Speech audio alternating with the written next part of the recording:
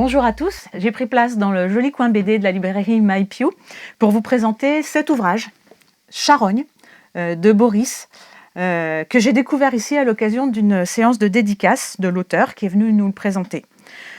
Charogne, ça commence en 1864 dans l'Aude, dans un petit village de montagne des contreforts des Pyrénées, qui est géré de main de maître par un maire que tout le monde apprécie et qui s'appelle Joseph. Et ce Joseph descend régulièrement dans la vallée pour gérer les affaires, obtenir de l'aide pour les habitants quand ils ont besoin de quelque chose, de mettre en gage une bague pour boucler les fins de mois qui sont particulièrement difficiles. C'est comme ça qu'on fait sa connaissance au début. Il remonte du village, il est fatigué, mais il a eu à cœur de rendre service à plusieurs de ses concitoyens. Et puis quand il arrive chez lui, il découvre son fils, qu'il considère vaguement comme un bon à rien, car son fils aime les livres. Et il a un autre défaut, il se blesse souvent.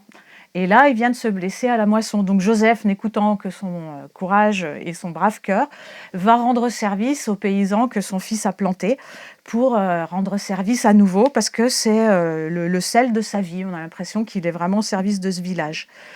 Seulement, il a un peu trop tiré sur la ficelle et il fait une attaque au moment où il commence à faucher et il tombe foudroyé. Et là, les ennuis commencent. Il s'agit donc de descendre sa dépouille à mi-chemin entre le village du haut et le village du bas, parce que l'église a subi des avaries liées aux intempéries et le toit n'a pas pu être réparé. Et en représailles, le curé d'en bas ne souhaite plus monter dans le village d'en haut tant que l'église n'aura pas été remise en état. Mais les fonds manquent. Donc, 4 gaillards du village sont désignés pour descendre la dépouille à mi-chemin. Alors, est-ce que c'est cette dépouille qu'on appelle la charogne ou est-ce que ça fait allusion à autre chose? L'histoire va développer cette métaphore et on va découvrir peut-être qu'à travers le chemin de croix, de ces 4 jeunes gaillards du village qui descendent un cercueil, qui a un chemin de croix physique, les masques vont tomber, toutes les rancœurs qui ont cours dans ce petit village vont émerger, toutes les tensions, les jalousies, c'est un peu cloche-merle, et ce qui commençait finalement comme le salaire de la peur, va finir comme un conte cruel qui serait écrit par Marcel Pagnol. On pourrait croire que l'histoire, finalement, elle est assez simple. Il s'agit juste de descendre un cercueil qui est relativement lourd, à mi-chemin d'une montagne. En soi, ça n'a pas l'air très dynamique comme ça, mais le destin va faire que les choses vont se compliquer. Une tempête, notamment, se prépare. Il y a eu des éboulements, le pont est coupé, il faut faire des détours. Et ce cercueil commence à peser très lourd sur les jeunes épaules qui le charrient. Et puis, l'odeur rend les choses compliquées aussi. C'est toute la science, tout l'art de Boris de savoir rendre cette petite aventure palpitante, d'en faire une aventure éminemment humaine parce que les caractères vont se révéler.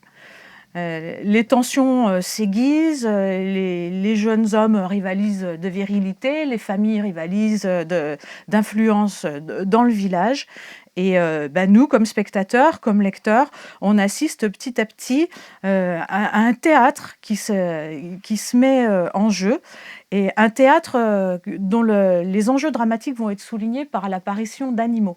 Boris aussi laisse la part belle dans certaines pages qui sont quasiment muettes, à des corbeaux, à un ours. Enfin, on croise la nature dans ce qu'elle a parfois de plus sympathique et de plus sévère avec les êtres humains aussi. C'est toute la gageure de ce livre que de rendre ce dénivelé palpitant. J'insiste pas sur les physionomies dont Boris fait son miel.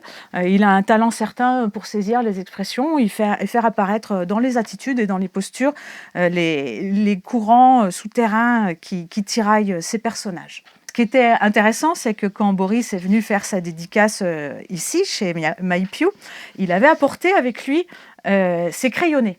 Alors en bleu, c'est son storyboard, et du coup il en a donné à chacun des acheteurs de son ouvrage. Donc moi j'ai eu cette petite vignette dont on retrouve ensuite le traitement dans le livre.